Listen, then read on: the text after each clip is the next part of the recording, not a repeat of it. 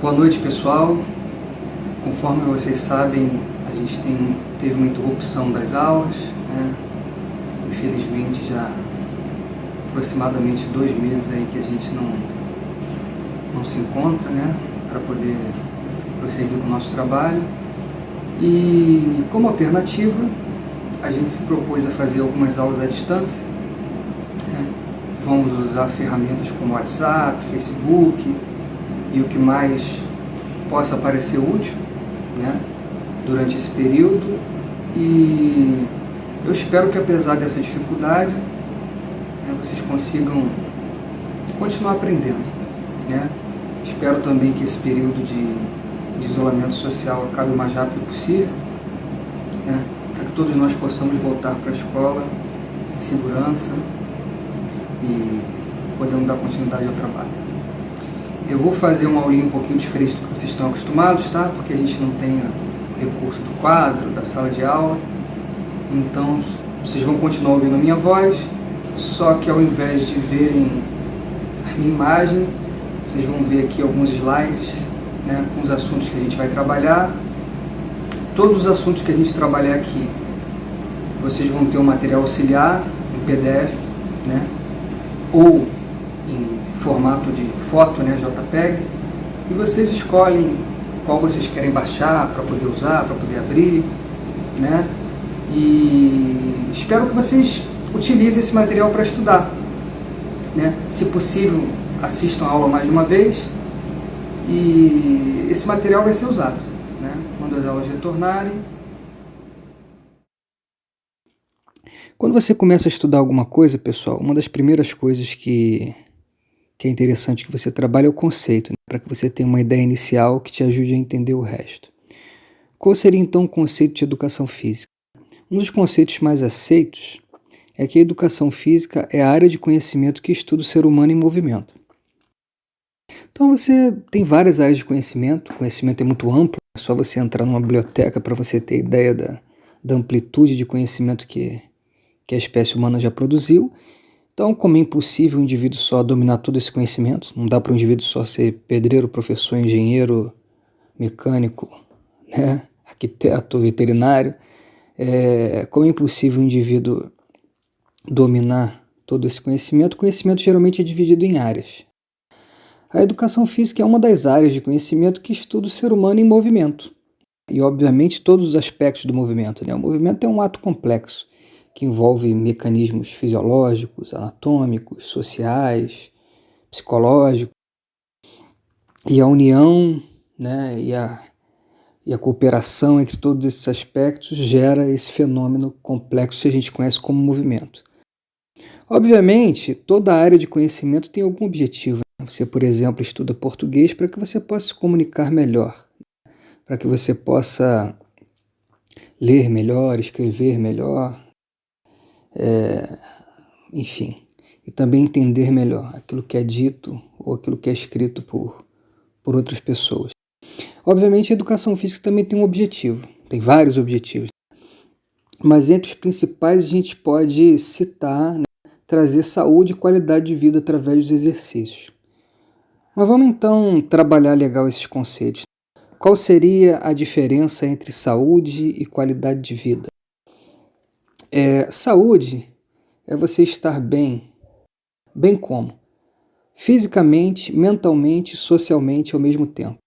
Esse então é um conceito da OMS que é aceito mundialmente, que diz que a saúde engloba tanto os aspectos físicos, mentais como sociais. Não é difícil de entender esse conceito, tá? É bem simples. Por exemplo, o aspecto físico, né, ele se refere à estrutura do corpo, enfim, a integridade da estrutura do corpo, que é a anatomia, o bom funcionamento do corpo, que é a fisiologia. O aspecto mental se relaciona ao equilíbrio das emoções, dos sentimentos. Todo mundo tem estresse, tem momentos felizes, momentos tristes, mas é preciso haver um certo equilíbrio. Uma tristeza normal é comum, né? Mas uma tristeza excessiva é uma patologia, que é a depressão. E também o aspecto social, né? O que seria o aspecto social, pessoal? O aspecto social está relacionado à sua relação com os outros indivíduos, né? a sua interação com eles. Pode ser uma interação positiva ou uma interação negativa, né? Ou seja, o aspecto social tanto pode beneficiar a sua saúde como prejudicar. De maneira simples, a gente pode pegar um exemplo aqui alguns exemplos bem fáceis de entender, né? Por exemplo, se o indivíduo está com a perna quebrada e com uma pneumonia, você não pode dizer que esse indivíduo está saudável. Qual o aspecto aí que está impossibilitando de você dizer que ele está saudável? É o aspecto físico. Por outro lado, o indivíduo pode estar correndo fisicamente muito bem, ótima capacidade cardiovascular e muscular, mas ele pode estar correndo nu na rua, gritando, ou seja, visivelmente desequilibrado mentalmente. Obviamente você não ia dizer que esse indivíduo está saudável e a razão seria o aspecto mental. Por outro lado, muito ignorado pela maioria dos alunos, né, difícil de entender às vezes, mas o aspecto social também influencia a sua saúde. Ou seja, a sua interação com as outras pessoas influencia a sua saúde, tanto positivamente como negativamente. Você pode pensar em vários exemplos que comprovem isso. Por exemplo, uma relação social ruim, né, muitos atritos, muitos estresses, podem levar a várias doenças, como gastrite, como hipertensão, doenças altamente relacionadas com estresse, muito frequentemente causado por relações sociais negativas, né, conflitos constantes e excessivos.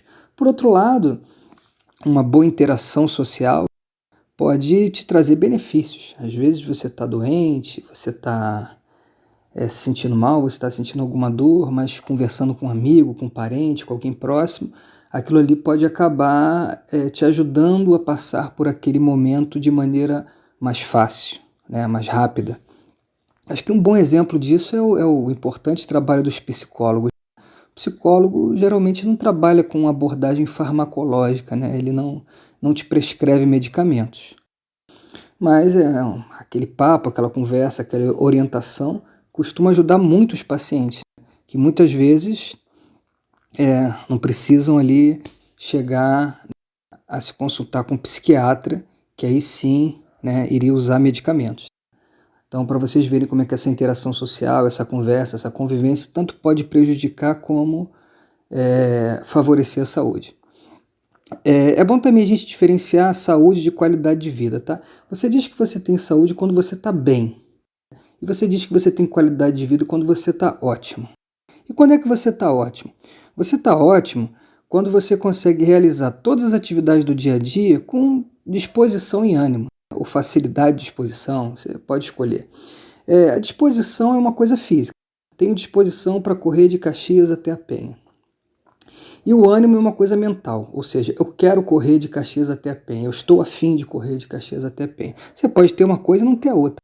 Você pode ter a disposição, a capacidade de correr de Caxias até a Penha e não estar com vontade, não ter ânimo. E você pode ter o ânimo, estou afim de correr de Caxias até a Penha, mas não ter a disposição, eu não consigo correr de Caxias até a Penha. Então você diz que você tem qualidade de vida quando você tem disposição e ânimo para realizar as atividades do dia a dia. E no final do dia você não está ali exausto, nem fisicamente, nem mentalmente. Obviamente, pessoal, essas atividades do dia a dia você tem limite para isso. Se o indivíduo trabalha 10 horas por dia e estuda mais 4 e fica mais 4 fazendo outras tarefas e, enfim, no fim ele acaba dormindo 3, 4 horas por dia, obviamente ele não vai ter qualidade de vida. Por quê? Porque o dia a dia dele está excessivo. Capacidade para realizar as atividades do dia a dia, sim, mas esse dia a dia precisa ser equilibrado, né? Dentro dos limites ali razoáveis para que o indivíduo consiga realizar. Tá? Obviamente, daí vocês percebem, né, que ter saúde e qualidade de vida não depende só de você fazer exercício. O exercício, sim, é um fator fundamental, é um fator que precisa existir, indispensável, mas tem outros fatores, como a boa alimentação, que é a nutrição, como o descanso, que é o sono. Tem outros fatores que podem influenciar, como a poluição sonora, a poluição do ar e vários outros fatores. Vamos diferenciar agora atividade física de exercício. A atividade física é mais simples de entender. Você diz que a atividade física é todo o movimento humano, sem restrição. Você andou, respirou, falou, tudo isso você vai chamar de atividade física. Agora, o exercício físico, essa atividade física que você tem 3 critérios para que ela seja considerada exercício físico, né? O exercício físico é aquela atividade física que ela é organizada, planejada e você faz com o objetivo de desenvolver a capacidade do seu corpo. Vamos dar um exemplo simples disso aí. Imagina que o João acordou atrasado e correu 5 quilômetros em 30 minutos. Ele não se planejou. Planejar é a mesma coisa que antecipar, tá? É você decidir que amanhã você vai fazer alguma coisa. Ou daqui a 1 hora você vai fazer alguma coisa. Planejar tem a ver com tempo. É a mesma coisa que você perguntar quando. E organizar tem a ver com a forma que você vai fazer. É a mesma coisa que você perguntar como. Se o indivíduo ele acordou atrasado para o trabalho, ele nem se planejou, ou seja, ele não queria acordar atrasado, e ele nem se organizou. Ele não definiu como ele queria se atrasar. Ah, vou me atrasar exatamente 1 hora. Não é assim que funciona, né? Foi uma coisa aleatória. Então ele vai correr ali aqueles 5 quilômetros para o trabalho em 30 minutos porque ele está atrasado. Agora imagina uma outra situação. Um indivíduo que ele acorda todo dia, ou 3 vezes por semana, enfim, naquele determinado horário para correr os mesmos 5 quilômetros em 30 minutos. No dia anterior, ele sabe que ele vai correr no dia seguinte, ou seja, houve planejamento. Ele sabe que ele vai correr exatamente esse tempo, ele vai correr exatamente essa distância, então houve essa organização. E ele está fazendo isso para desenvolver a capacidade do corpo dele. Então, isso a gente chama de exercício. O indivíduo que acordou atrasado e correu os 5 quilômetros em 30 minutos, ele não se planejou, ele não se organizou e ele não fez isso para desenvolver a capacidade física, ele fez isso porque ele não queria perder o emprego. Já o indivíduo que faz isso frequentemente, né, um determinado número de vezes por semana, ele se planejou, ele se organizou, ele fez isso para desenvolver a capacidade física. Então a gente chama isso de exercício. Tá? Então o que diferencia atividade física de exercício não é intensidade, não é duração, mas é planejamento, organização e objetivo. Quando a gente fala de movimento humano, também é importante a gente falar das formas de energia, porque não existe movimento sem energia. Né? Se você estiver com o celular na mão agora e deixar esse celular cair, ou seja, esse movimento da queda em direção ao solo, obviamente tem uma energia que torna esse movimento possível, né? Que é a energia que vocês conhecem, que leva os objetos em direção ao centro da Terra, que é a gravidade, né? É uma energia magnética. Existem várias formas de energia. 6 formas de energia estão mais ligadas à vida. E essas 6 formas que a gente precisa entender um pouco mais detalhadamente. Principalmente as 4 primeiras que a gente vai falar. Então, olha só. A primeira forma de energia que a gente tem ligada à vida é a energia química. A energia química é aquela energia que mantém os átomos, as moléculas, né, ligadas. Né? É uma energia que une as coisas. Por isso que é muito comum você ouvir, às vezes, num filme assim, né, a química que nos une, né? Ou seja, é uma energia que nos une, que nos aproxima. Já a energia mecânica, né, é a energia do movimento. Toda vez que você vê alguma coisa se movimentar, você tem ali energia mecânica agindo. A energia térmica, o próprio nome já te facilita, né? Você sabe que térmica vem de temperatura, você sabe que tem a ver com calor. A energia elétrica todo mundo conhece, é aquela corrente elétrica que você vê que você sabe que passa nos fios, né? A energia luminosa é a luz e a energia nuclear é a radiação. Bom, de maneira geral, a vida no nosso planeta ela existe graças à energia nuclear do Sol. Quando essa energia nuclear do Sol ela passa pela camada de ozônio, ela é convertida, ela é transformada em energia luminosa. Daí vocês começam a entender um fator importante quando a gente fala de energia, né? A conversão de energia. Uma energia pode se transformar em outra. Então a energia nuclear do Sol ela pode se transformar em luz. Essa luz, quando atinge a sua pele, pode se transformar em calor, esquentar a sua pele. Essa luz, quando chega num vegetal, através do processo de fotossíntese, o vegetal transforma em energia química. E aí é que a questão fica interessante para nós. Porque essa energia química é que está contida nos alimentos. Então vamos lá. As diversas formas de energia podem se transformar, podem se converter. Quando, por exemplo, você esfrega uma caneta na parede, você tem a energia mecânica do seu movimento de esfregar a caneta, se transformando em calor quando você coloca a mão na parede que esquenta. Quando você vê a energia do fio chegar na lâmpada, você tem energia elétrica se transformando em luminosa, ou no ferro de passar, elétrica se transformando em térmica, ou num ventilador, elétrica se transformando em mecânica, ou o oposto, né? Naquelas usinas de energia em que a água faz girar um motor, ou seja, aí você tem o oposto, você tem um movimento se transformando em eletricidade. A questão é, as várias formas de energia podem se converter, podem se transformar uma nas outras. Para nós, né, na nossa disciplina, né, na nossa matéria, nossa área de conhecimento, interessa muito saber as conversões que o corpo humano faz. Então o corpo humano pega a energia química contida nos alimentos e transforma essa energia em 3 outras. Energia mecânica, para gerar o movimento que a gente realiza. Energia térmica, para manter o nosso corpo na temperatura ideal. Vocês provavelmente devem saber que é entre 36 e 37 graus, né? Ou seja, 36 graus e meio. E energia elétrica, que é a energia que o sistema nervoso usa para controlar o corpo. Então, seus movimentos, voluntários ou involuntários, produções de hormônios em glândulas e várias outras funções fisiológicas acontecem graças ao sistema nervoso. Como é que o sistema nervoso controla isso tudo? Através da energia elétrica. É interessante a gente saber essas proporções, né? Embora a energia elétrica seja muito importante, a proporção da energia dos alimentos que se transforma em energia elétrica é muito pequenininha, é só 1%. 25%, aproximadamente, né? Porque vocês percebem aí que 25 e 75 já daria 100%, então vocês veem que são valores aproximados. A energia elétrica é menos de 1% do total de energia gasto no corpo humano. 25% aproximadamente, entre 24 e 25, seriam energia mecânica, ou seja, movimento, e 75% calor. Essa é a parte importante.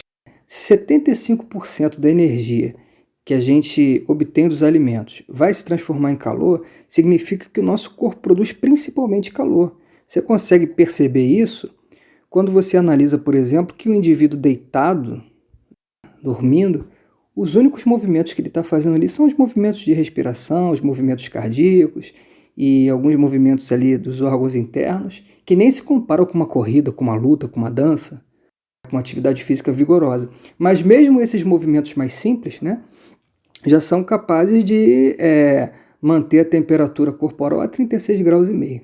Aí vocês param e pensam. Se atividades tão simples já são capazes de manter a temperatura corporal, imagina um esporte vigoroso, né? Produz uma quantidade de calor muito grande. Por isso que é muito comum que a gente sue, né? Que a gente transpire muito durante um exercício. Enfim, como o corpo produz muito calor e muito mais calor ainda durante o exercício, e nós ainda vivemos num país muito quente, é muito comum que o indivíduo tenha problemas ao fazer exercício no calor, né? Ele pode realmente passar mal, pode ter algum problema, pode até morrer. Para evitar esses problemas, tem alguns cuidados muito importantes que a gente tem que ter quando a gente faz exercícios no calor. Tem um errinho de digitação aí, mas tudo bem. Exercícios no calor. Então vamos lá, pessoal. Quais são os principais cuidados que a gente tem que ter quando a gente vai fazer exercício no calor? Primeiro é relacionado à roupa. A gente tem que usar uma roupa leve, clara e não apertada. Por que a roupa leve, pessoal? Esse é simples de entender, né? Quanto mais grossa a roupa, quanto mais espesso o tecido, mais pesado, mais ele vai esquentar. A roupa clara, ela retém menos calor. Quanto mais escuro for o tecido, né, mais ele vai absorver o calor. Tem a ver com a refração das luzes, né? Vocês vão aprender isso melhor no 2º grau quando for estudar física, mas o que importa agora é realmente você entender que quanto mais clarinha for a roupa, melhor para você. Você não pode usar branco, vai usar um verde? Usa um verde clarinho. Vai usar azul? Usa um azul clarinho. Tá? E não apertada. Por que não apertada? Aí essa questão do apertado a gente vai ter que falar em mais detalhes, né? O corpo tem várias formas de poder eliminar o calor, de tentar manter a temperatura adequada. A gente chama isso de termorregulação, né? 2 mecanismos muito bem descritos, já conhecidos na fisiologia, são os seguintes. Primeiro, o sangue que passa nas partes mais internas do corpo, obviamente ele está mais quente, porque ele tem várias camadas de tecido ali sobre ele. E o sangue que passa mais superficialmente ao corpo, perto da pele, obviamente ele fica mais frio, porque ele tem ali menos camadas sobre ele. O primeiro mecanismo do sistema circulatório para poder aliviar calor é essa troca desse fluxo, em que o sangue vai passando entre as regiões mais superficiais perto da pele e as regiões mais profundas dos órgãos internos.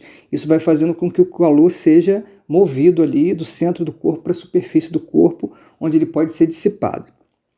Esse é o primeiro mecanismo do sistema circulatório para auxiliar na termorregulação. O segundo mecanismo é que quando esse sangue passa na pele, passa próximo à pele, né, ele vai liberar líquido, que é o suor. E o suor trabalha também diminuindo a temperatura corporal, né? Para quem não entende muito bem esse mecanismo do suor, resumidamente, né, quando você passa ali com o corpo molhado, pensa naquele dia quente, né, que você passa ali com aquele corpo molhado, que você acabou de tomar banho em frente ao ventilador. Aí aquele ventinho bate na pele, evapora assim, você tem aquela sensação de frescor. É justamente essa a função do suor. Quando o líquido evapora na pele, ele diminui a temperatura. Enfim, então quando você usa uma roupa muito apertada, você atrapalha esse fluxo sanguíneo ali na região próxima da pele. Isso vai impedir tanto a produção de suor, quanto esse fluxo entre as regiões mais profundas e mais externas do corpo, que permitem que você dissipe o calor. Por isso que você não deve usar roupa muito apertada para fazer exercício. As mulheres às vezes gostam de usar roupa um pouco mais justa, né? Não tem problema, desde que seja aquele tecido que estique e não aperte a pele. Exercitar-se em locais bem arejados, pessoal, esse aí é tranquilo, né? Quanto mais fechado for o lugar, mais o calor vai ficar retido e vai ser ruim para você, né? É aquele exemplo simples de você imaginar uma panela aberta e uma panela fechada com uma tampa. Obviamente a panela fechada vai esquentar muito mais porque o calor fica retido ali. Com exercício não é diferente. Se você tem um corpo ou vários corpos se exercitando, produzindo calor no ambiente fechado, aquele calor vai ficando retido ali naquele ambiente e o ambiente vai cada vez mais aumentando a temperatura. Um ambiente aberto, aquele calor vai se dissipando e, enfim, você não tem tantos prejuízos. O terceiro cuidado importante, pessoal, é em relação à água. Normalmente, os indivíduos perdem aí entre 300 e 600 ml por dia pela transpiração, pelo suor. Mas durante um exercício intenso, você pode perder de 2 a 3 litros por hora. Então olha a diferença. 600 ml por dia versus 3 litros por hora, né? Então a perda de líquido durante o exercício pode ser muito grande. Justamente por isso é importante você repor essa água. Num dia mais fresquinho, né, você pode aí demorar 30 minutos para poder beber água. Num dia mais quente, o ideal é que a cada 20 minutos você esteja ali repondo isso que você perdeu. Não secar o suor, pessoal, exceto nos olhos. Por quê? Se a função do suor é evaporar, diminuindo a temperatura da pele, se você seca, ele não evapora e não faz a função dele, né? Então você não vai secar o suor. O pessoal costuma se exercitar aí com várias toalhinhas, com várias coisinhas, e secando o suor no corpo todo, não é legal. Você vai secar o suor só acima dos olhos. Por que acima dos olhos? O suor é bem rico em cloreto de sódio. E aí ele acaba irritando ali, né, os olhos, porque, enfim, muito salgado. Cloreto de sódio é o salzinho, né, que vocês conhecem. Então, tirando a região acima dos olhos, o resto do corpo você vai deixar o suor rolar, não vai secá-lo. Você percebe bem como é que o item 4 está relacionado com o item 2, né? Você precisa de um local arejado, que tenha vento, que tenha ventilação, para que esse vento, essa ventilação possa atingir a pele para ajudar o suor a evaporar. Você está num ambiente fechado que não tem ventilação, o suor fica ali pingando no chão, ele não evapora porque não tem vento e ele acaba não conseguindo fazer a função dele.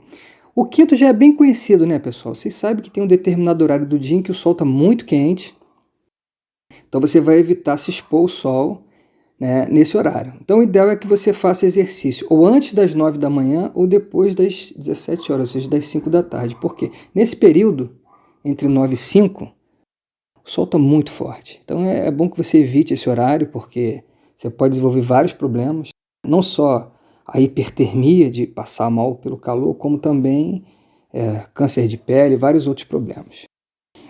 E a gente passa aí para outro assunto, que é a mensuração de energia, né, pessoal? Mensurar é a mesma coisa que medir. Para medir, na verdade, é comparar. Por exemplo, quando você mede o comprimento, você diz que uma parede tem 5 metros. Você está comparando. Você está dizendo que, em relação ao comprimento de 1 metro, aquela parede tem 5 vezes o comprimento do metro, ou seja, é uma comparação. Quando você diz que uma cadeira tem 5 quilos, você está dizendo que aquela cadeira tem 5 vezes o peso de 1 quilo. Então, na verdade, a gente quando mede alguma coisa, a gente está comparando. E comparando com o quê? Então, geralmente, a gente tem uma unidade de medida, que é essa unidade de comparação. Você sabe, por exemplo, que o quilo é para medir peso, né? As gramas também, assim como o metro é para medir comprimento. Você nunca vai falar que uma cadeira pesa 5 metros. Você não vai falar isso. Você sabe que a unidade de medida metro é para uma coisa, peso é para outra coisa, né? Enfim. No corpo humano, como a gente aprendeu, a gente tem a energia química dos alimentos, que é transformada em energia mecânica dos movimentos, transformada também em energia térmica para produzir calor e um pouquinho de energia elétrica. Como as energias se convertem, se transformam dentro do corpo, uma vira a outra, a gente usa a mesma unidade de medida para todas, que é a caloria. Caloria, então, ela é usada para toda a energia que entra no corpo, ou seja, todos os alimentos que você consome, né? Você vai medir em calorias, assim como o gasto. Você vai dizer, então, que um determinado alimento tem tantas calorias e um determinado exercício tem tantas calorias. A gente usa a mesma unidade de medida para todas as formas de energia. Até porque não daria para você calcular se sobrou ou faltou energia, se você vai ganhar ou perder peso, se você não usasse a mesma unidade de medida. Imagina você fazendo a conta absurda, 5 quilos menos 2 metros. Você percebe que não dá para fazer. Ou é 5 quilos menos 2 quilos, ou é 5 metros menos 2 metros. Você não consegue fazer uma conta que misture unidades de medida, né? Para você fazer uma conta, você precisa que as unidades de medida sejam iguais. Então, no corpo humano, para que você possa medir a entrada de energia, que é pela energia química dos alimentos, e a saída de energia, que aí vai ser principalmente por calor e movimento, embora a gente saiba que a eletricidade existe, mas é em pequena quantidade, você precisa da mesma unidade de medida para medir tudo. E a gente usa, então, a caloria para isso. Como a caloria, que a gente dá essa abreviadazinha aí, né, CAL, C-A-L, é uma quantidade de energia muito pequenininha, normalmente a gente usa a quilocaloria, cacau, que é o mesmo que 1000 calorias. Para vocês terem uma ideia, aquele pãozinho pequenininho de 50 gramas que vocês compram na padaria, ele costuma ter 150.000 calorias. Aí ficaria uma conta muito grande. Se um pãozinho daquele dá 150.000, imagina o cálculo de calorias de um prato de comida, né? Ia ficar uma conta muito grande. Milhões vezes milhões. Então, para simplificar isso, a gente costuma usar a quilocaloria.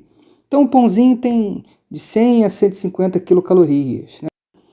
O tomatinho tem lá menos de 100 calorias. A gente vai usando isso aí. Só que, normalmente, você vai ver as pessoas usarem caloria, caloria, caloria. Na verdade, na grande maioria das vezes, estão se referindo a quilocalorias. Só que já ficou tão comum que é muito comum vocês verem essa troca, né? As pessoas falam assim, esse exercício consome 500 calorias. Na verdade, é 500 quilocalorias, né? Dificilmente se usa caloria por ser uma quantidade muito pequena. Na verdade, pessoal, tem um nomezinho para essa conta, tá? Quando a gente calcula a entrada de energia no corpo, que é o consumo, e a saída, né, que é o gasto, a gente tem o que a gente chama de balanço energético, né? Então, se você comeu, por exemplo, 2.000 quilocalorias, se você comeu 2.000 quilocalorias e você gastou 3.000 quilocalorias, você percebe que houve uma falta aí, você gastou mais do que você consumiu. Então, você diz que você tem um balanço energético negativo, né? Balanço energético é isso, é você pegar o consumo energético e subtrair dele, ou seja, tirar dele, diminuir dele o gasto energético, né? Obviamente, se você tem um gasto maior do que o consumo, se você, né, gastou mais do que você comeu, vai faltar energia e você vai perder peso. Por outro lado, se você consumiu mais do que gastou, ou seja, houve uma entrada de alimento, de energia através dos alimentos, de energia química, maior do que o gasto em energia mecânica, térmica, elétrica, você vai ter uma sobra de energia, né? Então você tem um balanço energético positivo. Quando sobra energia, obviamente você ganha peso. Quando falta energia, obviamente você perde peso. Quando você tem a sobra ou a falta, né, de aproximadamente 7.700 calorias, né, vamos arredondar aí para 7.000 calorias, você tem o ganho ou a perda de 1 quilo de peso. Então, se você fez lá um exercício que gastou 700 quilocalorias, né, aproximadamente, quanto que você perderia de peso ali com aquele exercício? 100 gramas, né? 7.000 calorias, 1 quilo. Tá? Normalmente, você não tem uma calculadorazinha para dizer quanto que você comeu naquele dia e quanto você gastou. Então, naturalmente, é comum, né, que a gente coma um pouco mais do que o que a gente gastou naquele dia, ou gaste um pouco mais do que o que a gente comeu naquele dia. Isso é comum, né? Todo dia sobra ou falta um pouquinho de energia. Isso não causa transtornos à saúde, né? Inclusive, a gente pode usar isso a nosso favor. Quando a gente quer ganhar peso, a gente vai comer um pouquinho mais do que a gente gastou. Quando a gente quer perder peso, a gente vai comer um pouquinho menos do que a gente gastou, né? E isso a gente chama de desequilíbrio energético, ou seja, são pequenas faltas, entre aspas, ou sobras, entre aspas, de energia que não vão causar problemas à saúde, tá? Agora, quando a gente tem uma grande sobra de energia, ou uma grande falta de energia, a ponto disso começar a causar um risco, né, de dano à saúde, né, ou, enfim, ou dano de fato, né, quando você começa a ter problemas de saúde ou quando você aumenta o risco de ter esses problemas por conta desse excesso, essa falta de energia, aí a gente vai chamar de distúrbios energéticos, né, que é um assunto que fica aí para a próxima aula, senão essa aula vai ficar muito longa, né, e muito tediosa para vocês, né. Então a gente continua na próxima aula aí falando sobre os distúrbios energéticos, né, que é obesidade e desnutrição, que vocês já conhecem bem, só que obviamente a gente vai falar disso de maneira bem mais detalhada. Um grande abraço e até a próxima aula.